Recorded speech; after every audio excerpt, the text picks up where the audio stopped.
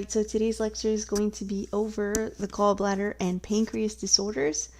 And I'm going to warn you ahead of time, there is a lot to cover on this lecture. So if you need to take a few breaks throughout, feel free to do so. So on a lot of my lectures, I like to include little comics and things to kind of keep you interested. And I really love the Awkward Yeti.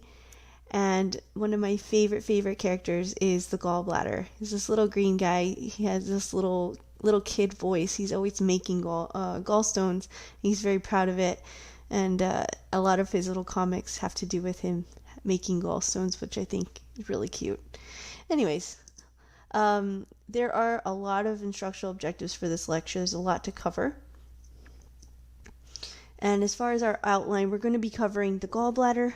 We're going to be covering some of the biliary tract. So you'll see some cholangiocarcinoma is included, and PBC and PSC are also included in this lecture. And then we will cover the pancreas, acute, chronic, and neoplasms. So let's start out with gallbladder disorders. Before we get into the different disorders that are related to the gallbladder, let's get some terminology under our belts. So first of all, we have the word Cholelithiasis. And the word chole refers to the gallbladder, and lithiasis is stone. So lithiasis means stones, and that's all it means, stones in the gallbladder, okay? Choledocholithiasis means a gallbladder duct. The doco is duct, right? And lithiasis is stone, so stone in the duct, usually the common bile duct, okay? Then we have cholestasis. So chole, again, stasis, when things are not moving, static, right? And that is the obstruction of bile flow from any cause. The bile flow is just not moving, it's static.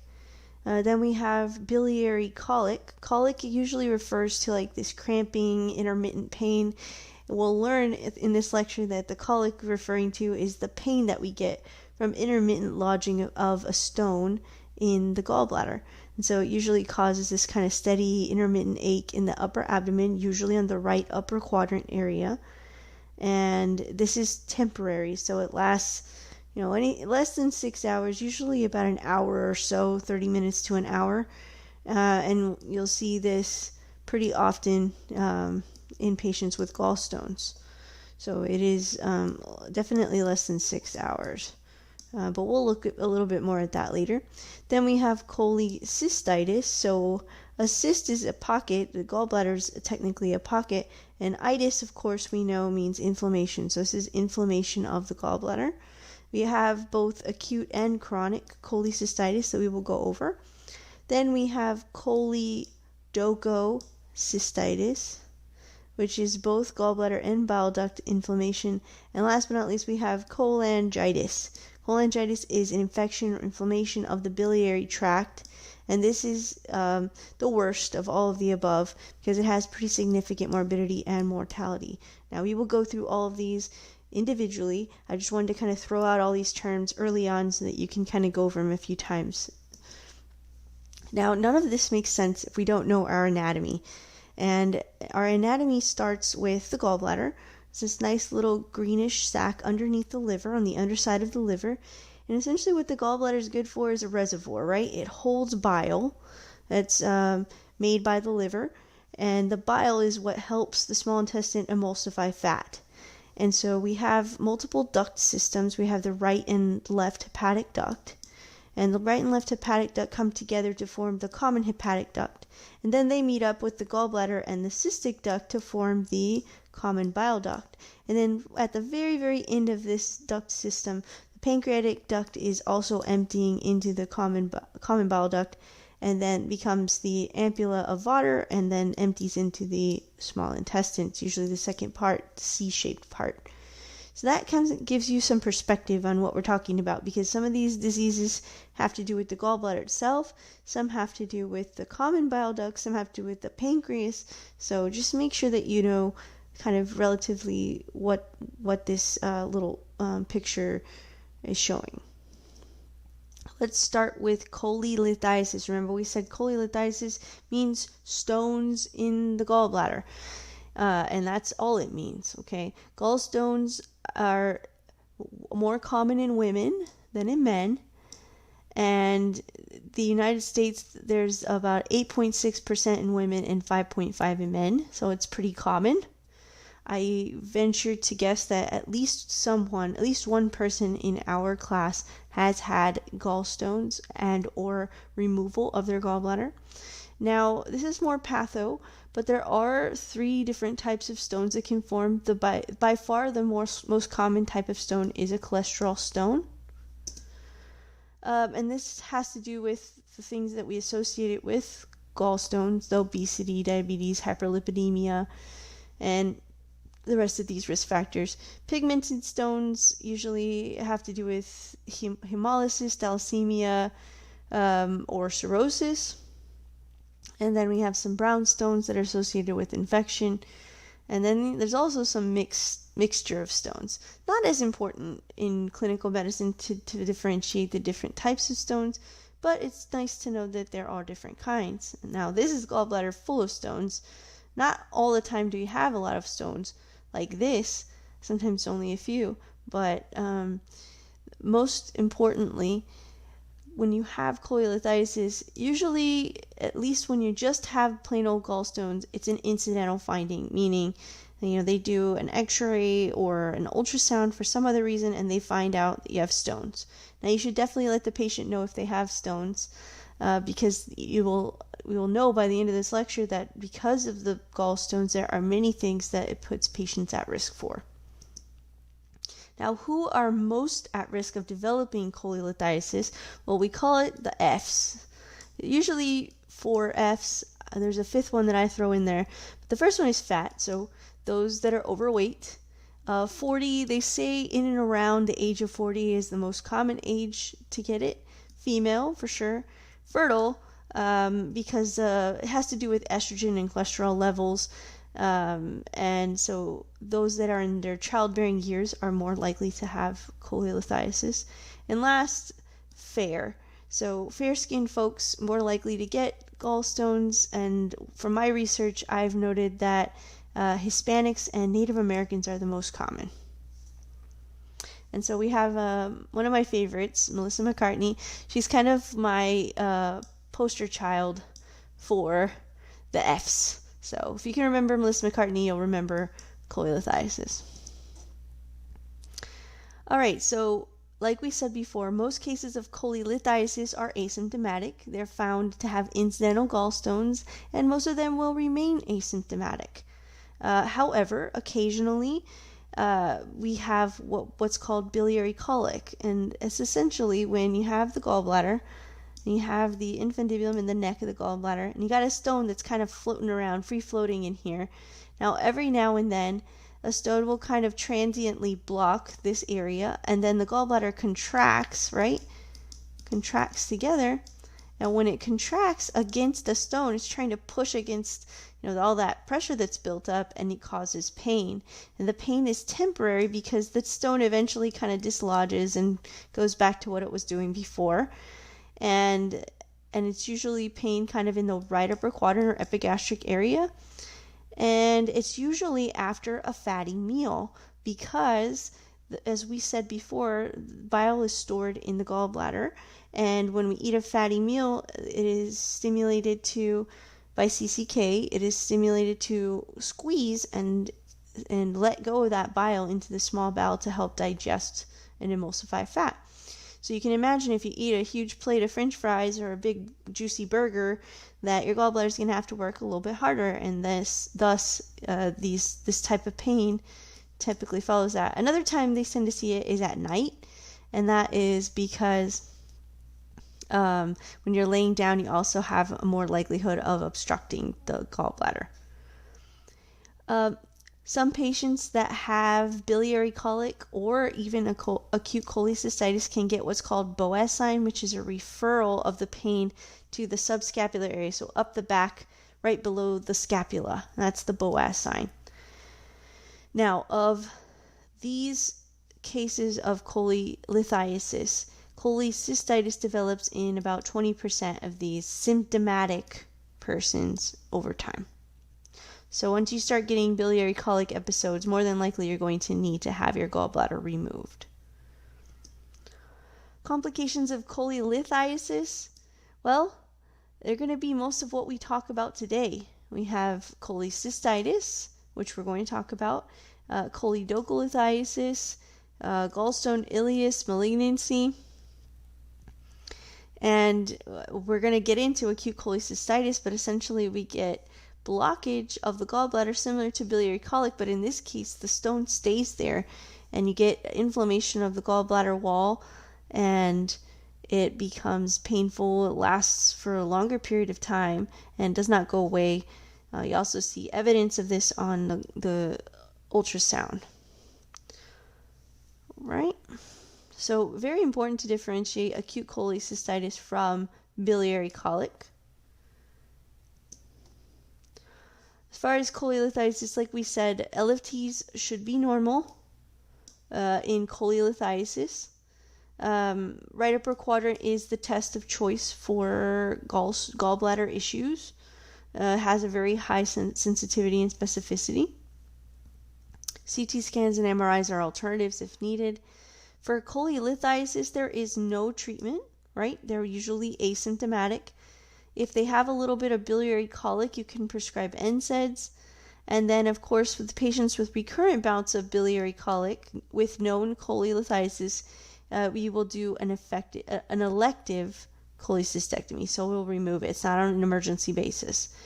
And, patients should be referred once they've had a few episodes of biliary colic and you've diagnosed these gallstones. We should refer them to have an elective cholecystectomy.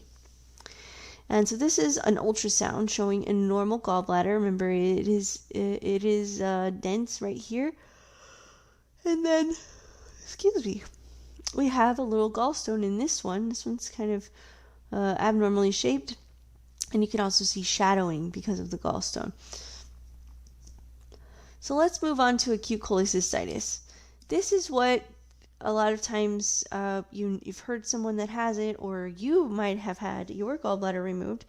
And acute cholecystitis is what we diagnose a lot of patients with. So cholecystitis is associated with gallstones in over 90% of cases.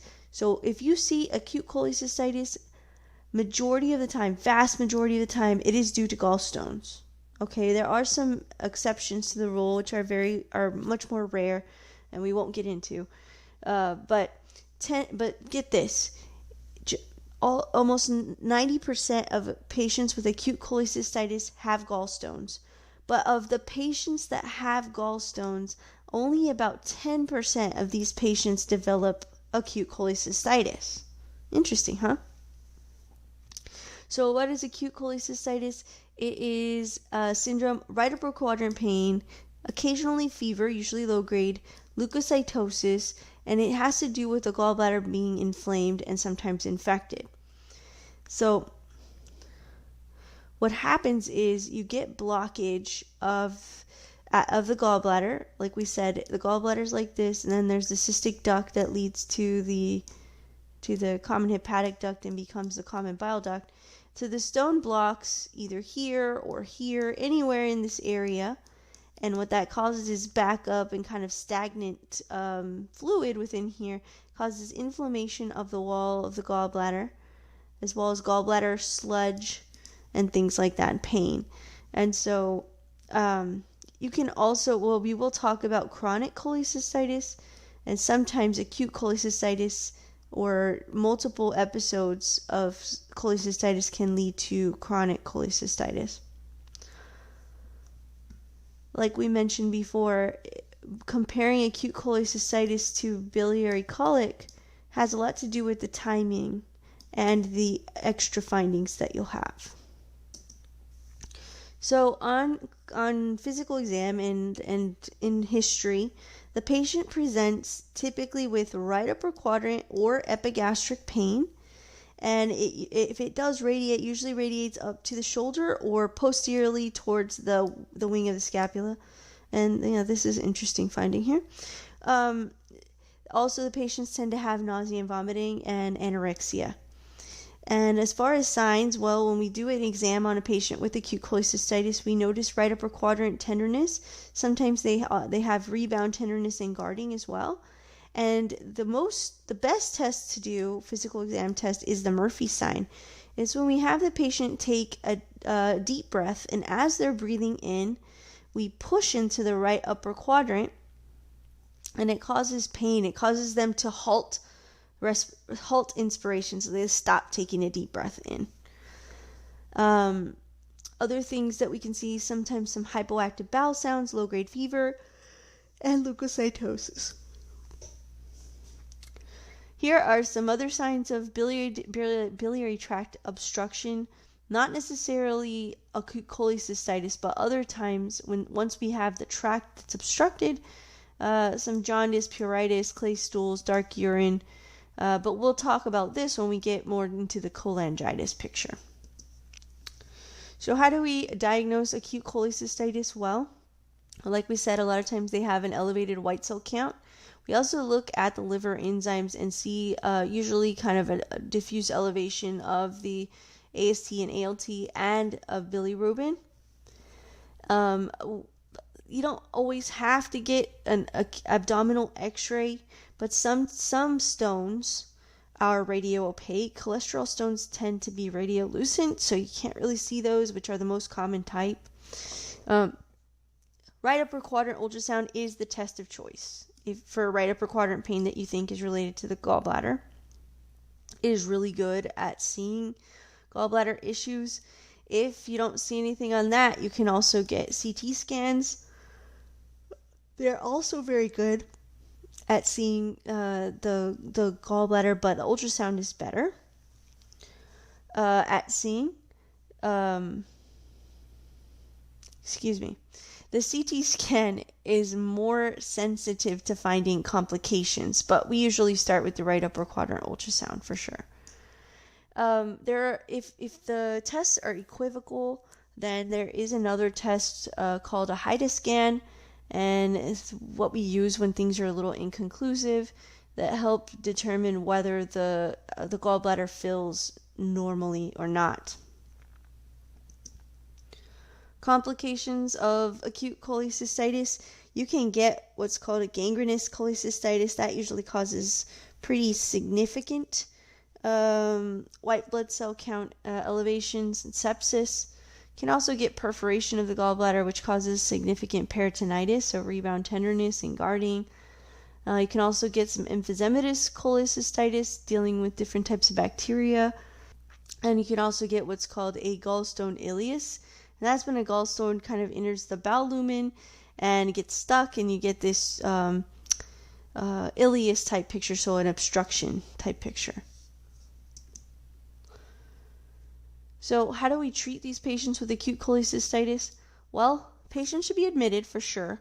And hydration, IV fluids, bowel rest, IV antibiotics, and pain medication, as well as nausea medication.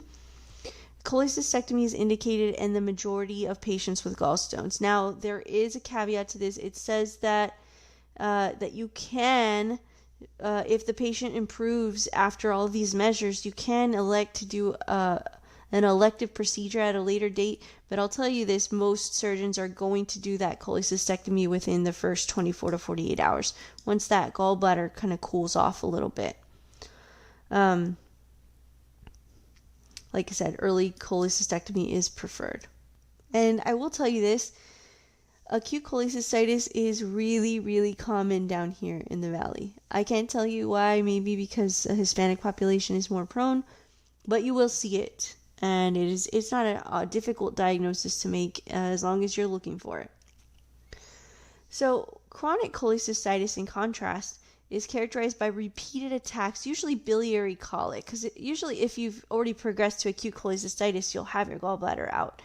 But those that have recurrent attacks of biliary colic, they get kind of this chronic inflammation of the gallbladder wall, and it becomes thick and scarred. And it can lead to what's called a porcelain gallbladder, which is what it says it is. It looks kind of thick and calcified and can be seen on plain film imaging, CT scans, and ultrasound. And if you see that in your patient, you should have the gallbladder removed, because the patient is at higher risk for developing gallbladder cancer.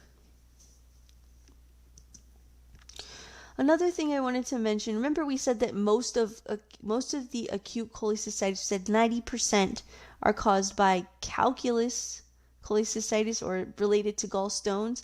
Well, there is a very small percentage, less than about 10%, that have acute acalculous cholecystitis, so without stones. And if you see this in a vignette on your pants, it's going to be in patients with severe underlying illness. So these are usually patients that are already admitted for something else, like some sort of ischemia, burns, severe trauma, and post-operative patients. And because they're already very ill, it is going to be a little bit more difficult to diagnose, because a lot of times these patients are intubated or they have on chronic pain medication. Really what you're looking for is either pain in the right upper quadrant or just a change in the liver function testing. So if you see AST, ALT, and bilirubin up, and then you need to consider this acalculous cholecystitis. And the treatment is, of course, to remove the gallbladder if the patient can tolerate it. So moving on, we are going to talk about Cholelithiasis next. And like we said, Cholelithiasis is the presence of a gallstone in the common bile duct. About 15% of patients with gallstones have Cholelithiasis, and there's stones that originate in the common bile duct, and then there's also stones that kind of work their way out of the gallbladder and all the way into the common bile duct, and those are more common. It's more common for that to happen. Kind of depending on how long it's been there and where it is will determine how the patient reacts symptomatically. So stone can be there as long as it's not completely obstructing the biliary tract. You can have a stone there that is asymptomatic for a long time. And usually symptoms when they are present include kind of a intermittent right upper quadrant pain, epigastric pain, and then if it's obstructing it to a certain degree, you can also get jaundice. And patients with common bile duct stones can be asymptomatic, but unlike patients with cholelithiasis, in which biliary colic may lead to acute cholecystitis, the onset of symptoms in choledocholithiasis can signal the development of life-threatening complications. And for that reason, if we find a stone in the duct, in the common bile duct, we don't kind of sit around and wait around till it causes problems. We go in and remove those stones. And complications, the main complication that we're worried about is ascending cholangitis or acute cholangitis. Other things that can cause obstructive jaundice, it can cause acute pancreatitis, biliary colic, and cirrhosis even. Laboratory tests include a total and direct bilirubin levels that are elevated, as well as alk phos. Right upper quadrant ultrasound is usually the initial study of choice, but it's not as good at seeing stones in the ducts as it is in the gallbladder. So if we have a high suspicion, we can do what's called an MRCP, which is an MRI that can look at the ductal system. And also another thing that we can do is an endoscopic ultrasound, which is called an EUS. ERCP has for the longest time been considered the gold standard for diagnosing a stone in the duct. However, nowadays we tend to do a lot more MRCPs initially because of the risk of causing pancreatitis and other issues with the ERCP. However, once we determine that there is a stone there, ERCP is the way that we tend to go in and remove the stone. And also a lot of times have to place a stent to keep that area open. Another way to do it is by PTC, which is a percutaneous cholangiography, and that is an alternative where you go kind of through the skin, but they don't do that nearly as often now. And last but not least, patients that have choledocholithiasis that end up having the ERCP and stone removal should then also have a laparoscopic cholecystectomy after the fact.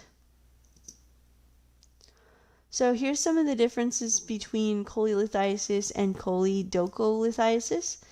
And I think you can kind of read through this. It kind of just summarizes what we've been talking about up to this point.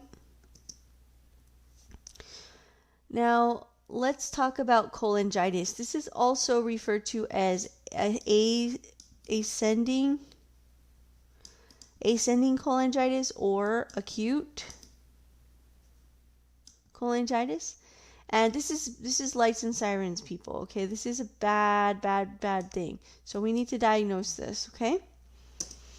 So cholangitis is essentially when you have choledocholithiasis, but then you developed infection, ascending infection. So in our small intestine, we have lots of kind of bacteria just kind of hanging out, just kind of chilling, waiting for an opportunity to infect something. And when you have a stone that's blocking the ductal system, that bacteria kind of works its way up there because bile's not coming out like it's supposed to, and it goes and starts an infection. That's why they call it ascending cholangitis, because it ascends up and into the biliary tree from the small intestine.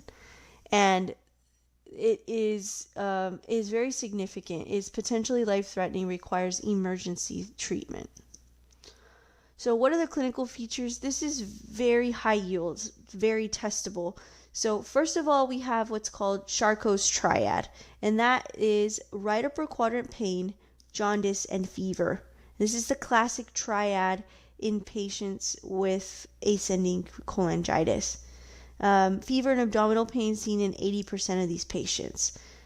Now, once you start getting infection and sepsis related to cholangitis, you start developing even worse symptoms, which we can tack on to Charcot's triad, which is Reynolds pentad. So Reynolds pentad is Charcot's triad plus two other things, because it's a pentad, right?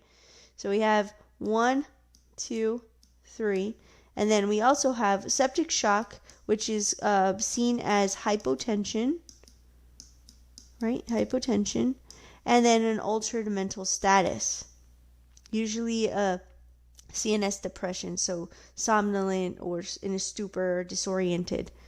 And these patients are acutely ill, and because they're acutely ill, sometimes symptoms can be difficult to recognize. And so it can be rapidly fatal. We have to diagnose it and treat it quickly. We should suspect acute cholangitis or ascending cholangitis in patients with fever, abdominal pain, and jaundice.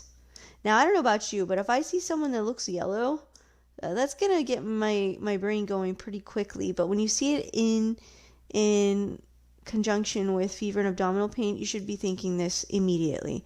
On laboratory findings, you're going to see elevated bilirubin. You're going to see a white count through the roof. And you're also going to see elevation in serum transaminases, so AST and ALT. Right upper quadrant ultrasound. First of all, in a patient with cholangitis, you need to stabilize the patient first. They might be significantly unstable. So stabilization includes fluid resuscitation, putting them on the monitor, and treating their pain, and just assessing the patient overall. A lot of times, right upper quadrant ultrasound is the initial study, and that's trying to look for gallbladder issues. However, like we said before, it's not very good at CBD stones. So CT, abdominal CT, is preferred. Then we can also get an MRCP if we need to. And then last but not least, ERCP and a sphincterotomy with the stone extraction is the treatment of choice for acute cholangitis. So these patients, as you well know, they are unstable most of the time. They're admitted to the hospital. They're given IV antibiotics and IV fluids, and they're closely monitored for hemodynamic instability.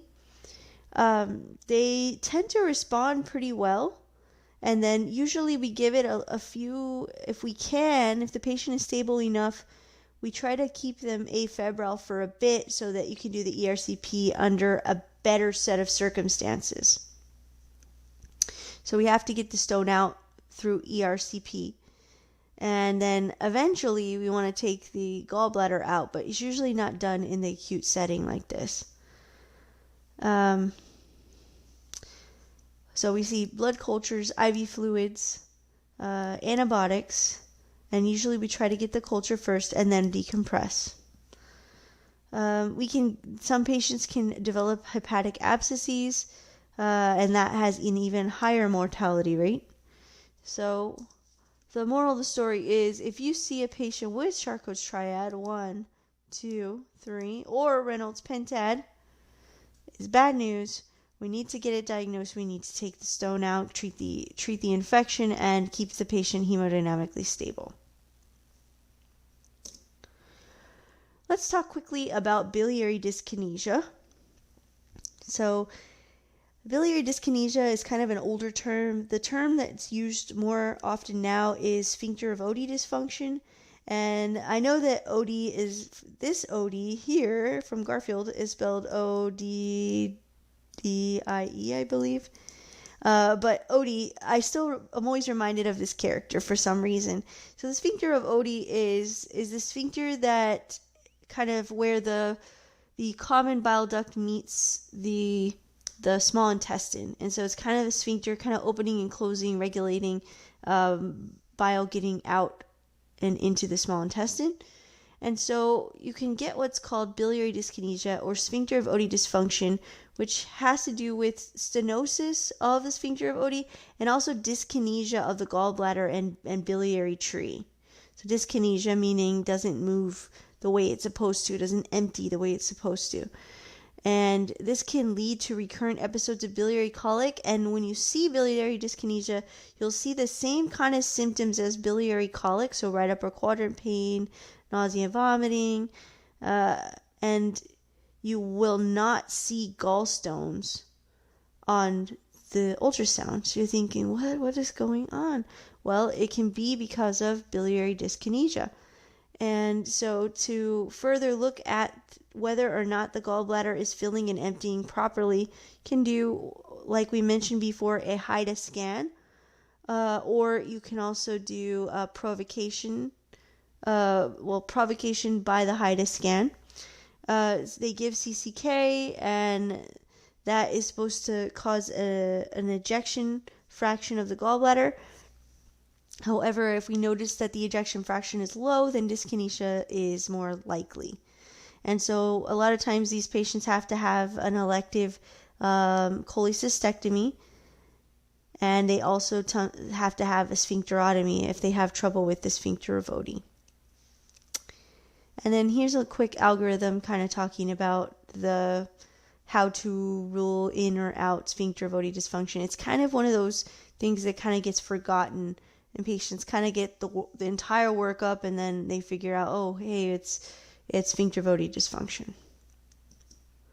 Now, I have 2 algorithms that I adapted from Paul Boland's videos, and to try to help us sum up all these different things that we just saw. We can see how they're all very similar, but they have distinct differences. And so I wanted to kind of reiterate, I recreated these algorithmic approaches to 2 separate things. One is right upper quadrant pain without jaundice, and 2 is right upper quadrant pain with jaundice. So going through it quickly, kind of as a summary or a review of what we've covered so far. Most of the time when we have patients with right upper quadrant pain without jaundice, we tend to get a CBC, a CMP, an amylase and lipase, a urinalysis, a urine pregnancy test if needed, and sometimes a chest x-ray and EKG, given that it is right upper quadrant pain. It also depends on the age of the patient. First and foremost, the most common first evaluation is going to be a right upper quadrant ultrasound. Now, if we see an unremarkable ultrasound, but this patient continues having bouts of biliary colic over and over again, we can choose to do a HIDA scan. And if that is normal, we have to consider an alternative diagnosis. But if the HIDA scan shows an abnormal ejection fraction, we can consider that the patient could have biliary dyskinesia, like we just talked about, and they would need an elective laparoscopic cholecystectomy, or lap-chole. Now, if we do the right upper quadrant ultrasound and we see stones in the gallbladder, we definitely have Cholelithiasis, but the gallbladder looks normal. There's no wall thickening or pericholecystic fluid or anything to suggest an infection or inflammation. Then we can diagnose the patient with biliary colic. We can give them meds like NSAIDs and nausea medication, and they don't need to have any emergent surgery, but we should definitely consider them for an elective gallbladder removal. Now, if the ultrasound shows that there are stones in the gallbladder or the neck or the cystic duct, and you have gallbladder wall thickening, pericholecystic fluid, or sludge, and the patient has generally elevated transaminases and sometimes an elevated white count, then we can consider that the patient probably has acute cholecystitis. We would admit, and the surgeon would take a look at them. We give them IV fluids, keep them NPO, IV antibiotics, and they usually have a cholecystectomy within 48 hours. Now, if we do a right upper quadrant ultrasound and we see a stone in the common bile duct, now we said that this patient is not jaundiced, but it can progress to jaundice. We know that the patient has Choledocholithiasis, and we would want to do an ERCP to get the stone out, possibly put a stent, do a sphincterotomy, and consider doing a laparoscopic cholecystectomy.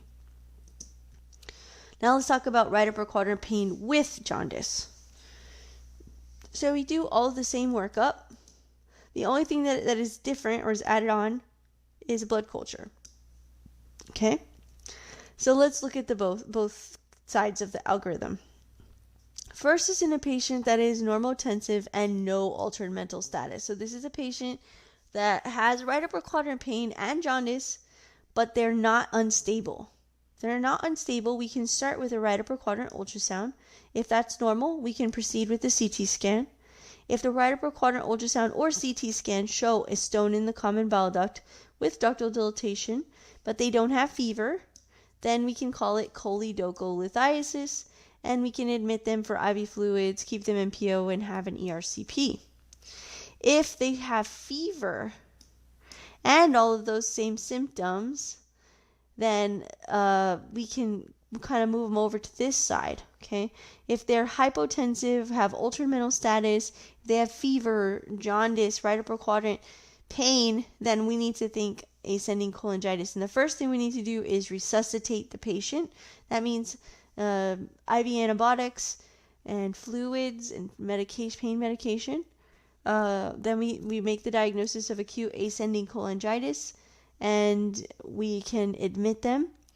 They need IV fluids, keep to NPO, IV antibiotics. They need to be monitored and stabilized, and then they'll have an ERCP usually. Now, patients with refractory hypotension that we cannot resuscitate back to a good status, then they're going to need emergent ERCP, and they're going to need obviously observation in ICU once they have resolved their symptoms. So hopefully that helped kind of wrap your head around gallbladder disease. I know that it is a little challenging. We will actually do a little mini escape room kind of dissecting different cases and the similarities and differences between the different things. So don't worry if it's a little bit jumbled in your head still. We will reassess the different gallbladder disorders. So moving on, we have carcinoma of the gallbladder and of ductal carcinoma. We're going to talk pretty briefly about these. They're not very common, but we should know what to look for. So again, just like other places in the GI tract, adenocarcinomas are the most common type of gallbladder cancer. They usually occur in the elderly, and a lot of patients have associated gallstones. Other risk factors include a cholecystoenteric fistula or the porcelain gallbladder. Remember, we talked about porcelain gallbladder back when we talked about chronic cholecystitis. The features are pretty nonspecific, kind of the same kind of features as we would expect with a bile duct obstruction, including jaundice, biliary colic, weight loss, anorexia, and a right upper quadrant mass. A palpable gallbladder is a sign of advanced disease. They can be quite challenging to remove with surgery. So you have to, that would have to be up to the surgeon. However, more than 90% of cases are advanced by the time we get to them, and so it does not have a good prognosis. Now, remember, when we have chronic cholecystitis, it can lead to this porcelain gallbladder, and that is this calcified gallbladder that we see here. And if we see that, whether or not the patient has cancer is irrelevant. We should remove prophylactically remove cholecystectomy so that we can prevent cancer development, because we see here that up to 50% of patients with porcelain gallbladder can eventually develop cancer of the gallbladder. Now, in contrast, we have cholangiocarcinoma. So we just talked about carcinoma of the gallbladder. Now we're going to talk about cholangiocarcinoma, which is a tumor of the extrahepatic bile ducts. And again, most of them are adenocarcinomas. And again, similar to the gallbladder cancers, it's elderly, mostly in the 70s. And there's three main regions that can be affected by cholangiocarcinoma. We have the proximal third of the common bile duct, proximal third, which is the most common area. And this is also called Klatskin tumor, so right in this area here, most common. We also have distal extrahepatic, which are right here. These are have the best chance of resectability. And then we have intrahepatic, which are up here. They're much less common. Prognosis is not good. Survival is usually less than a year after diagnosis.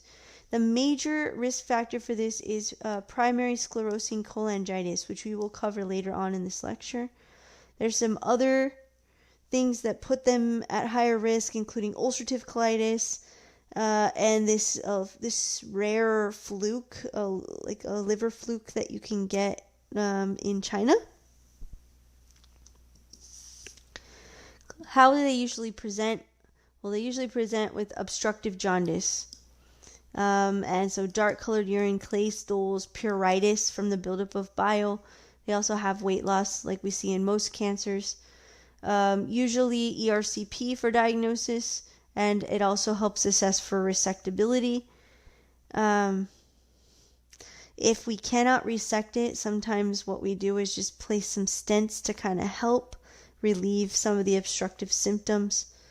Like we said, most patients don't have resectable tumors at diagnosis, and survival rate is low.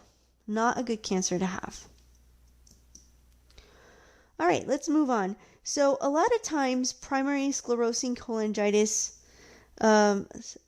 is seen in the cirrhosis lecture because it can lead to cirrhosis. But in this case, we're covering it here because we're covering a lot of the biliary tree in this lecture. So primary sclerosing cholangitis, or PSC, is most common in men, and this is usually between the ages of 20 to 50 years old, and it is highly associated with ulcerative colitis. It is thought to be kind of this chronic idiopathic progressive disease, and it causes, because of the chronic inflammation, you get these chronic strictures or narrowing of the lumens of the bile duct walls. And this because the bile kind of gets harder for the liver to push out and out of the ductal system because of these multiple strictures. It can lead to cirrhosis, portal hypertension, and liver failure. And like we said, ulcerative colitis is a strong association with PSC. And I remember that is because men have it more often, and men tend to have ulcerative colitis. And you can also have it in Crohn's disease, but it is less common. And something else to note here is even though you take the colectomy out in ulcerative colitis, you still have primary sclerosing cholangitis. The symptoms can kind of begin insidiously.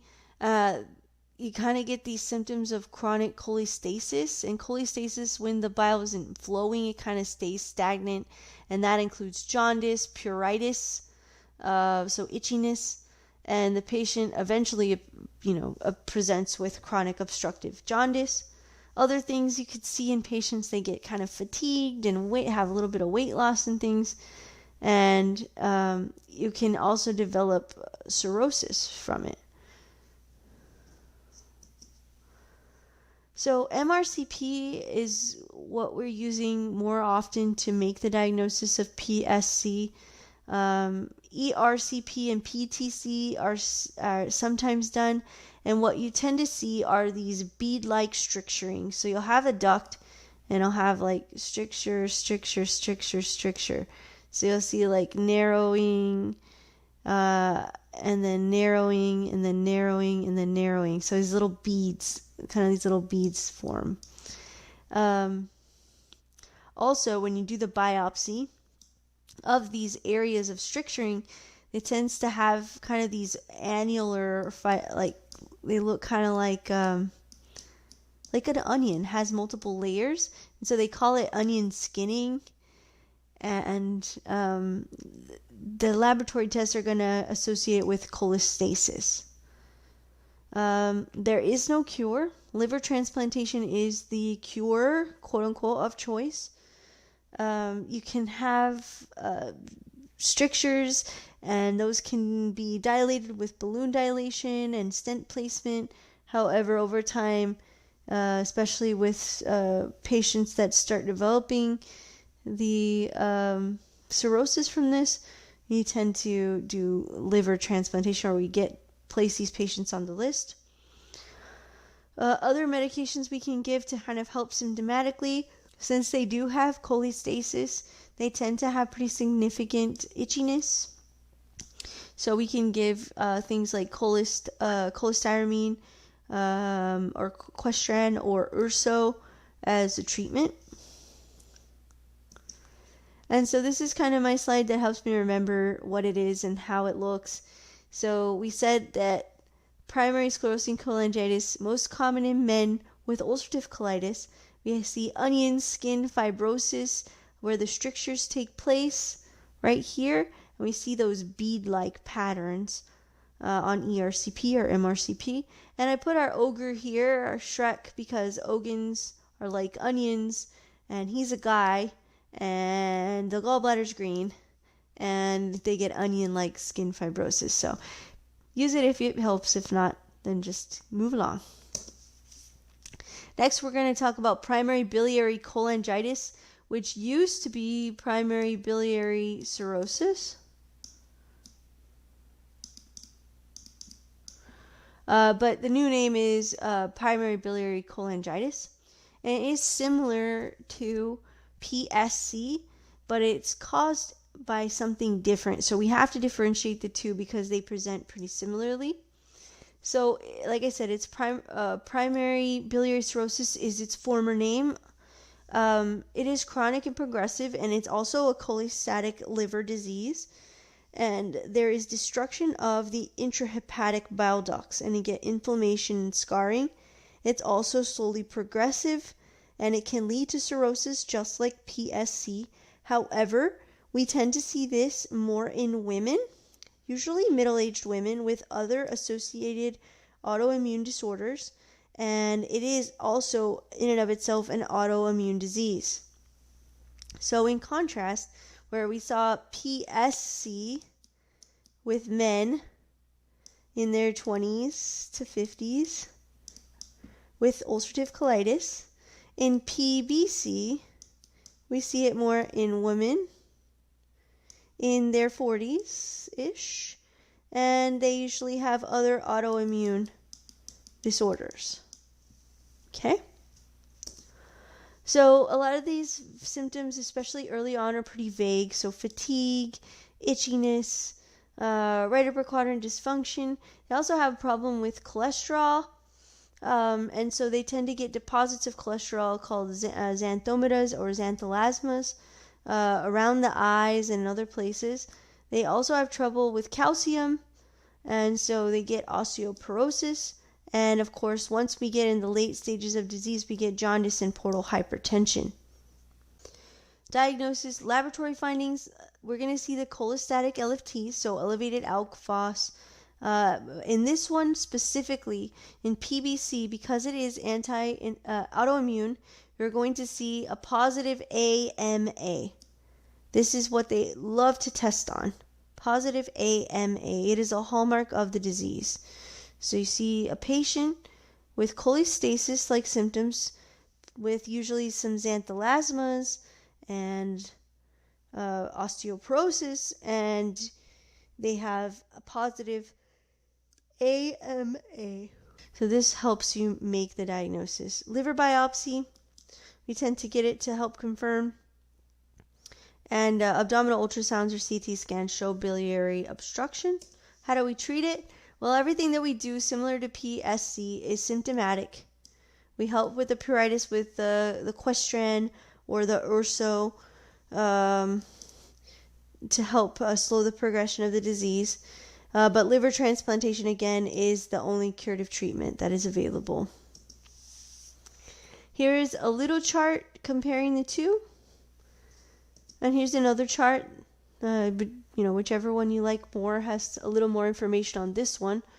But helping you compare and contrast. I guarantee you there will be questions like this on your pants as well as on my test. So very important to differentiate PBC from PSC.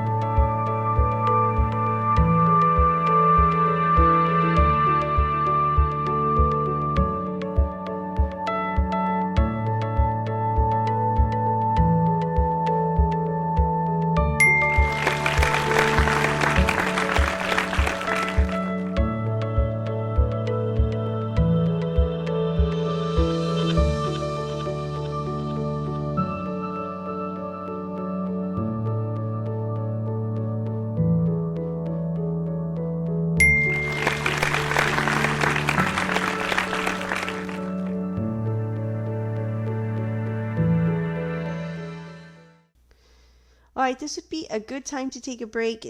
We're at the 52-minute mark. I know this is a long lecture. We just finished the gallbladder component, and now we have to cover the pancreas component. So take a quick break, and then come back and we'll cover the rest of the lecture.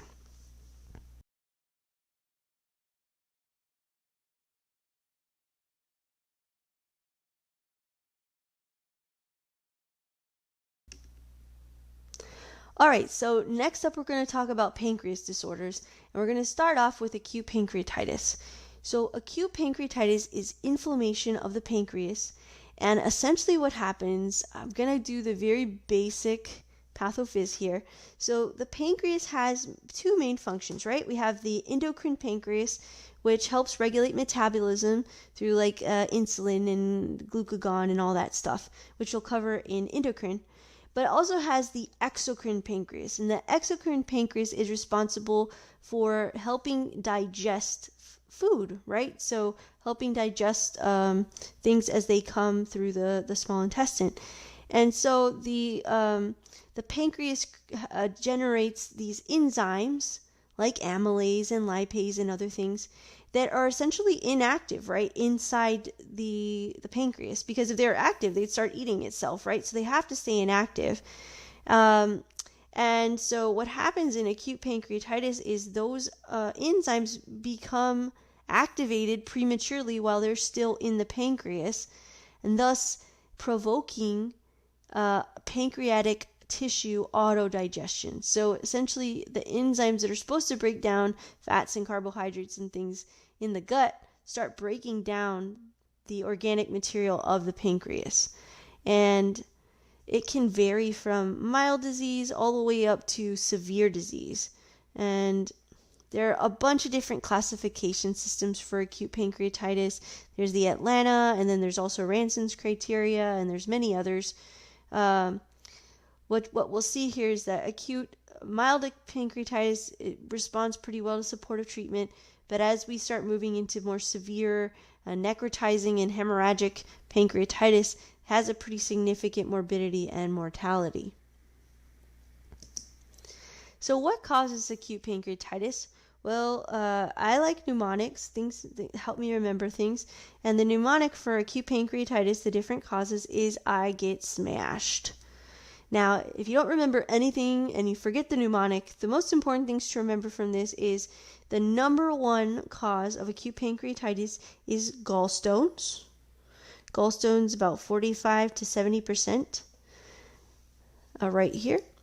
The second thing you should know from this is that alcohol is a close second. And with alcohol, recurrences are common because patients don't tend to stop drinking once they get started.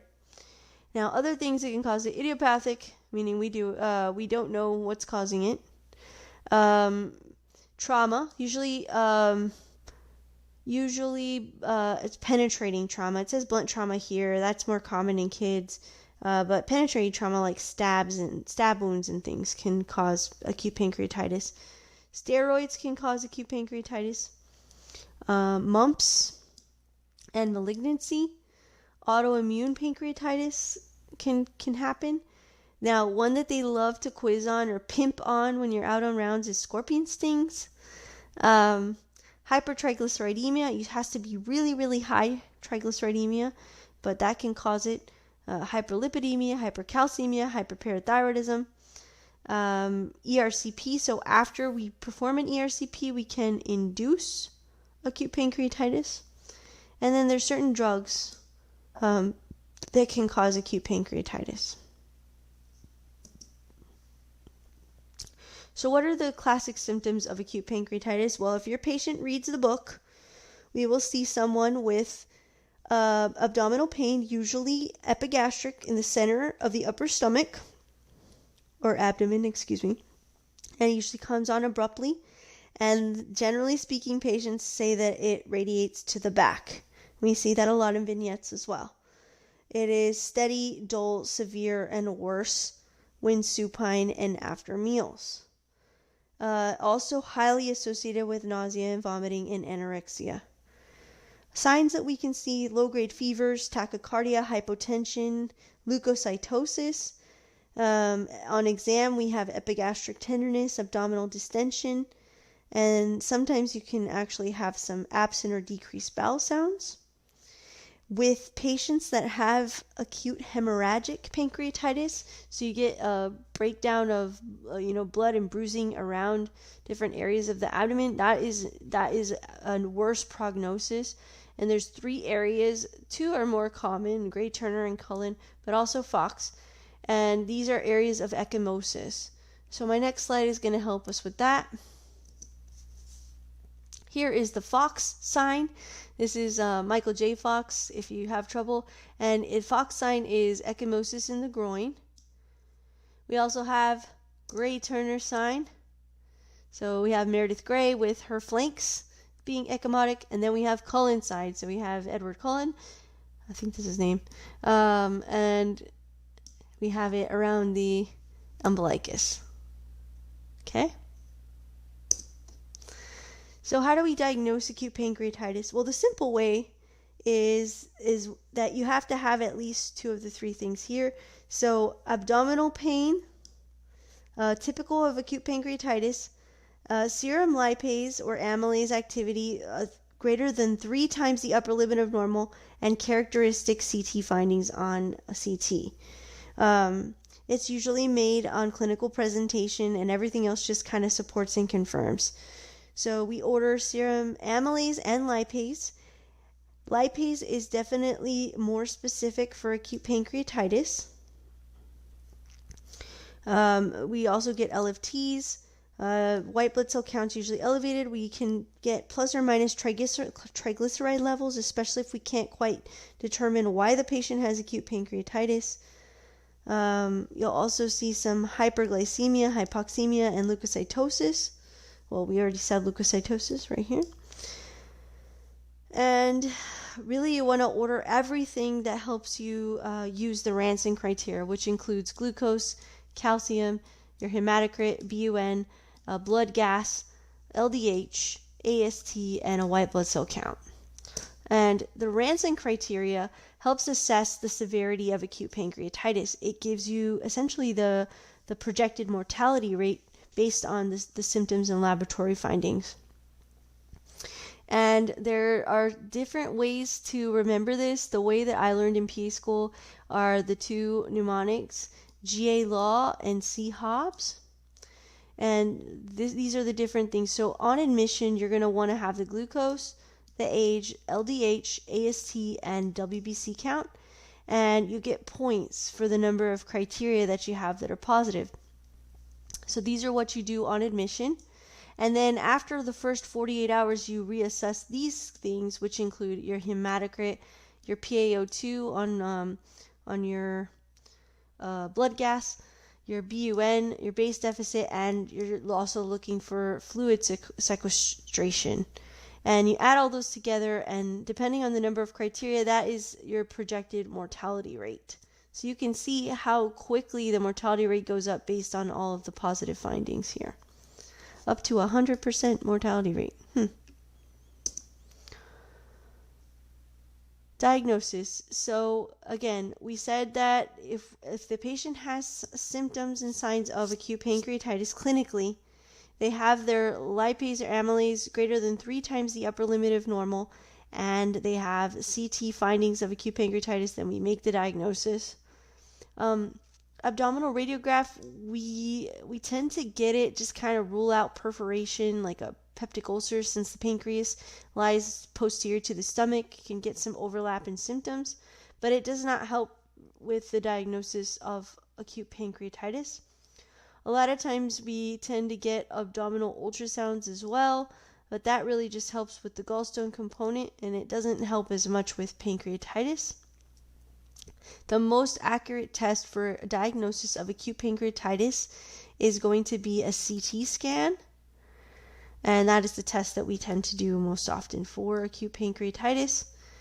ERCPs are indicated if you have severe gallstone pancreatitis with biliary obstruction, and it also helps kind of looking for causes of acute pancreatitis if it's recurrent and you can't figure out why the patient is having it.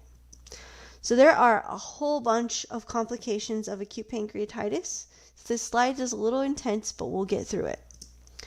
You can get pancreatic necrosis, and these can be pretty serious, infections that can happen.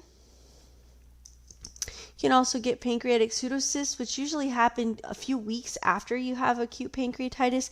You get these little cysts that form, and those have to be diagnosed usually by CT scan, and they can cause problems. If it's small, you can observe. If it's larger than 5 centimeters, you have to drain it either percutaneously or by surgery. Hemorrhagic pancreatitis is what we talked about for the Gray Turner, Fox, and Cullen sign. Those are worse, and those you can diagnose CT with IV contrast. ARDS is the most common life-threatening complication from acute pancreatitis. If you'll recall, back in the poll module, we talked about ARDS. We talked about the bilateral infiltrates and the hypoxemia, right? We talked about all of that. They can also get ascites and pleural effusions. They can get ascending cholangitis, especially if the gallstone is in the ampulla of Vater. And then they can get rarely abscesses. So how do we treat acute pancreatitis? Well, it really depends on the severity. If it has a more mild severity, you basically, I like to think of acute pancreatitis as kind of like a burn on the inside, because you're essentially kind of eating away your own organ, right? And so you treat it similar like you would treat a burn, which is usually supportive care. So we give pain control. It's usually opioid pain control, IV. We give bowel rest, IV fluids, and a lot of IV fluids. And then, of course, we collect any electrolyte abnormalities. And that might be it. That might be all the patient needs to improve with their acute pancreatitis. So you should be careful when giving narcotics, especially morphine. Morphine tends to cause sphincter of Oddi problems, so it causes spasms, so they tend to get worse. Same thing when you give pain medication for acute cholecystitis. I've always been taught to stay away from morphine. You also want to monitor these patients closely. Those with severe pancreatitis should be admitted to the ICU, and you're going to be giving early internal nutrition. Remember, we were keeping them on bowel rest because essentially we don't want to have to stimulate a pancreas that's inflamed. Severe pancreatitis, you should start with early internal nutrition and then supplement with parenteral nutrition if they don't resolve. If you notice some necrosis or high white cell count or other things, then you start the IV antibiotics. Here's when to admit to the ICU. Patients usually with severe pancreatitis or patients that meet one or more of the following parameters. Their pulse, their blood pressure, respiratory rate, their sodium, potassium, glucose, calcium. If their PaO2 is low, if their pH is off, if they're not producing urine, or if they are in a coma, you'll want to admit them to the ICU. You use the Ranson criteria to diagnose or to have a prognosis. You can see it's variable depending on how many problems the patient has. And again, I love the awkward yeti. You can see the pancreas putting its little enzymes into the bile duct, and then the gallbladder just putting these stones that he's so proud of, and it causes backup, and then the enzymes auto-digest and, make him not so happy. So osmosis has a really nice kind of summary slide for acute pancreatitis that I included here. It's similar to what we've just talked about, but it kind of puts it all on one slide to kind of help you wrap your head around all the things we just talked about. Next, we're going to move on to chronic pancreatitis. And in chronic pancreatitis, we get persistent or continuing inflammation of the pancreas. And I kind of think of it as kind of like the cirrhosis of the pancreas. It's not exactly the same, but it causes fibrotic changes, fibrotic tissue changes, and the ducts become altered. You get some strictures and dilations, and eventually you get irreversible destruction of the pancreas. And this causes its own set of problems. Now, in this case, both the endocrine and the exocrine functions of the pancreas are impaired. And the causes, the one that we see most commonly is chronic alcoholism. Other causes can include, there's hereditary pancreatitis, tropical, idiopathic, autoimmune. So what we usually see in chronic pancreatitis are these chronic flare-ups or chronic pain that is unrelenting. Epigastric pain, recurrent, persistent, and it's usually accompanied with nausea and vomiting. and it is aggravated by either drinking alcohol or eating. These patients also tend to get weight loss, a lot of it due to malabsorption and also because of alcohol abuse and lack of proper nutrition and vitamins. They also tend to get diabetes, and they have steatorrhea, or the greasy fat-filled stool, because of the malabsorption that occurs. The way to diagnose it, most of the time CT or MRI is the initial study of choice. You can do an abdominal radiograph. It will show a lot of times pancreatic calcifications.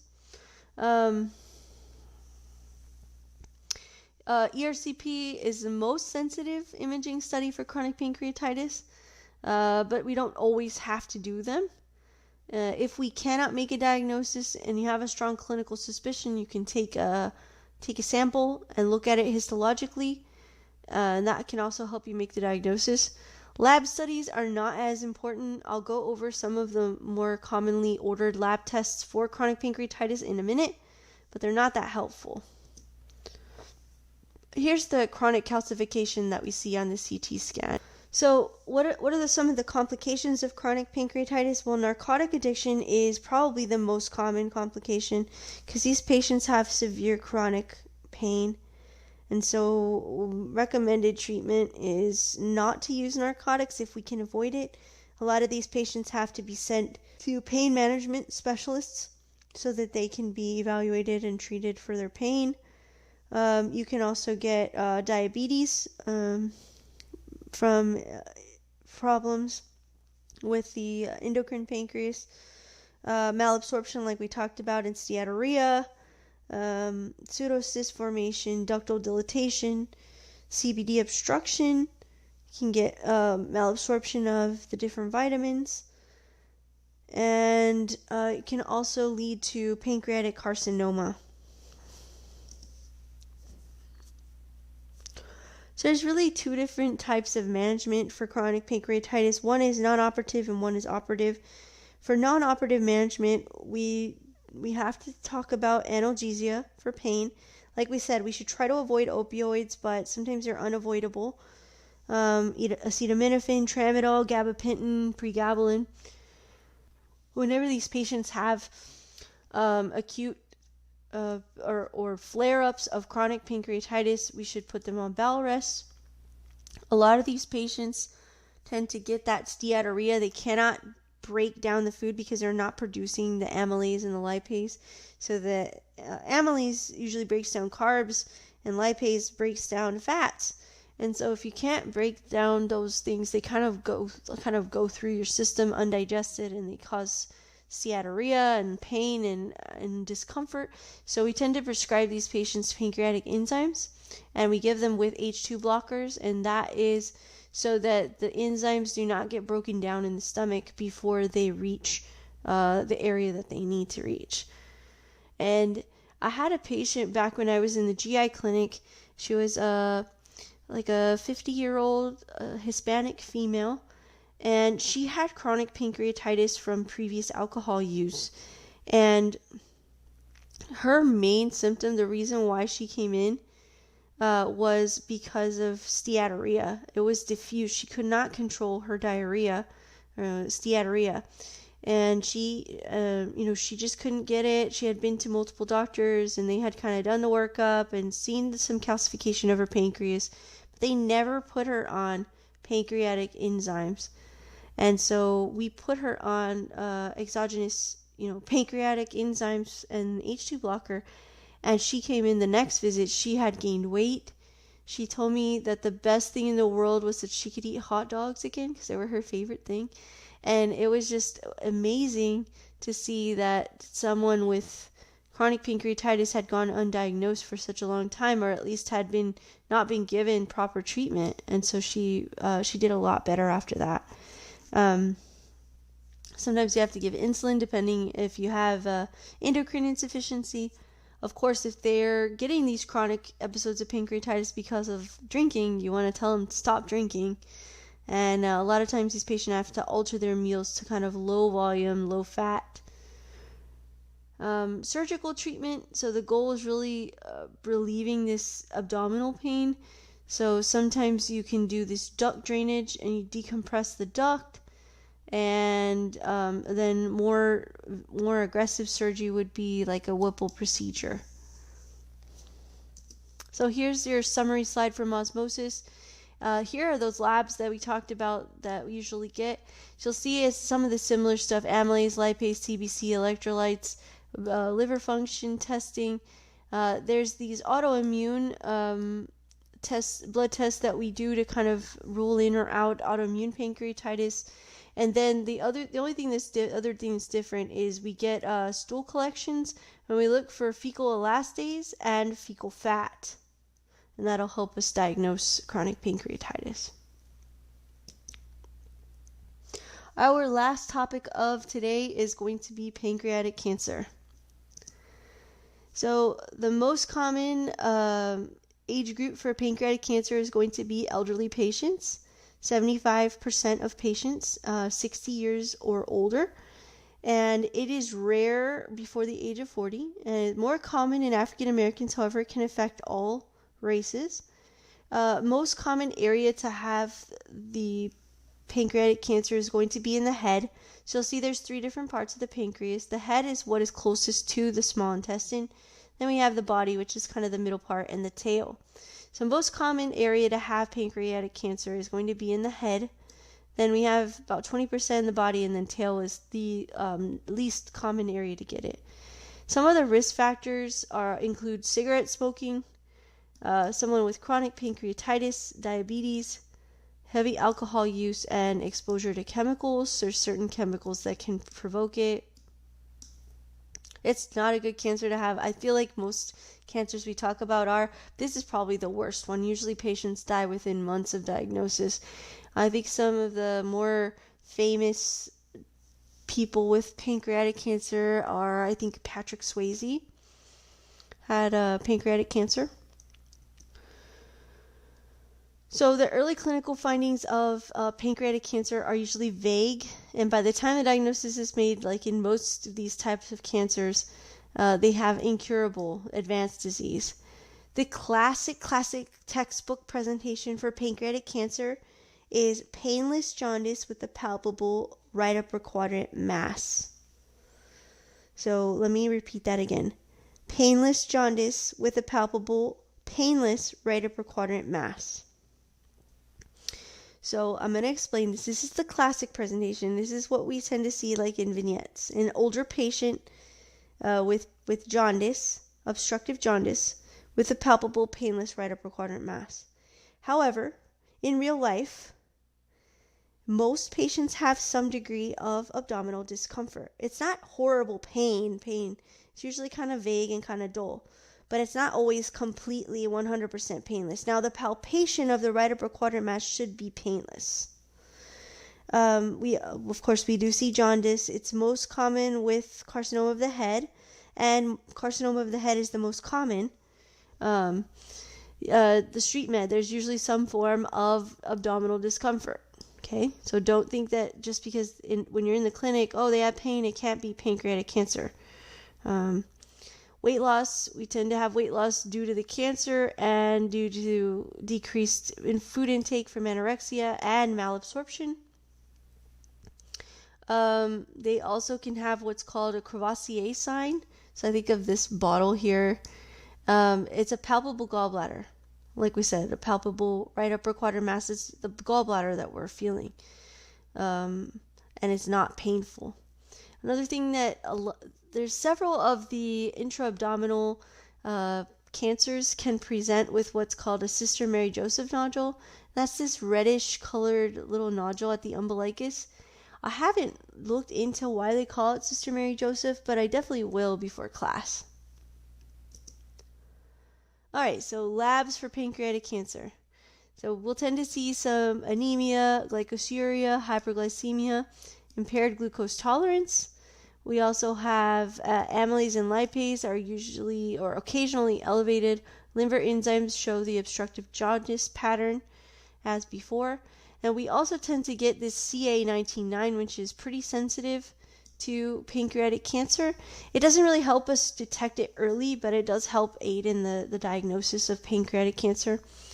A lot of times we start with transabdominal ultrasound, especially in patients with obstructive jaundice, looking for other things that can cause biliary tract dilatation.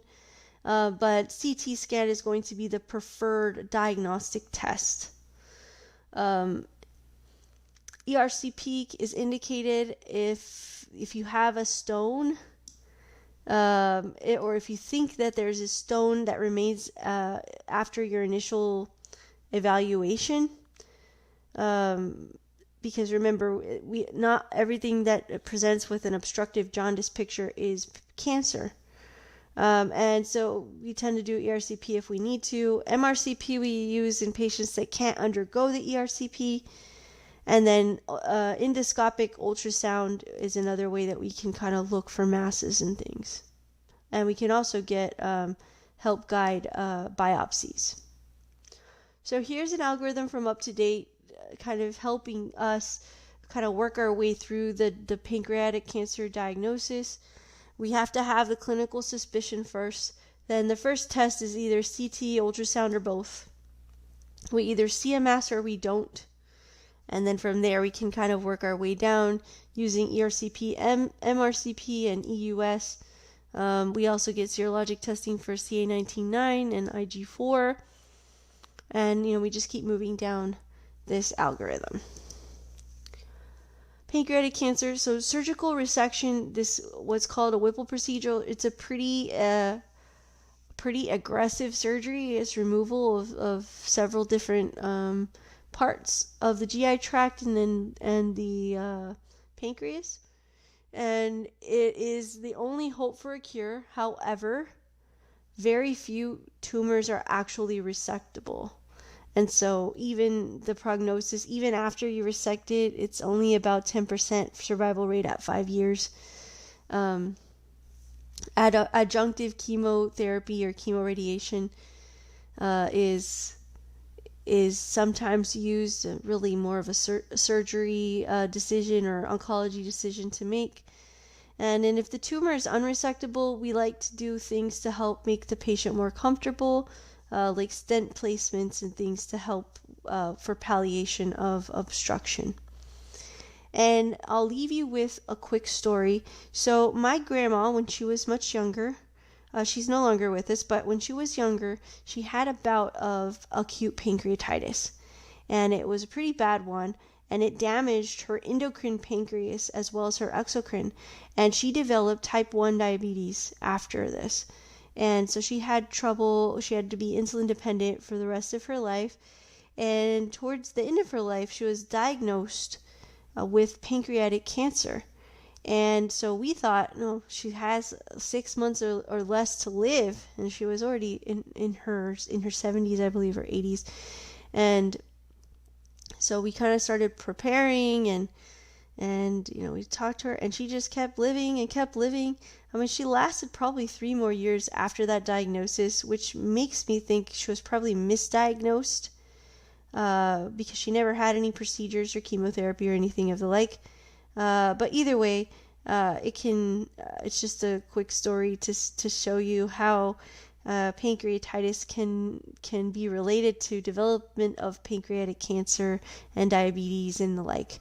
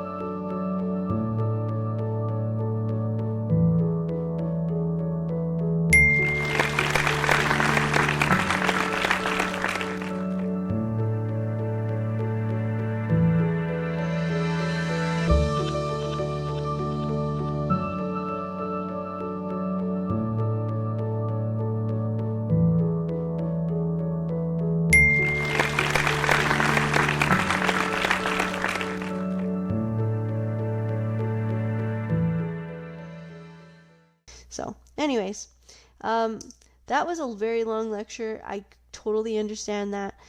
There's a lot to it. What I did for you, what helped me kind of work through it, is I watched all of the osmosis videos, and I've put them all for you kind of in a nice order in your supplemental video folder. And I like watching the osmosis videos because it tells you the same thing in multiple videos, so you get that repetition.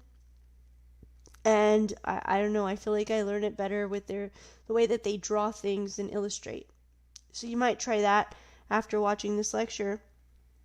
And we can also, talk about some of these things and differentiate when we get to class. And so if you have any questions, reach out to me. If not, I will see you soon.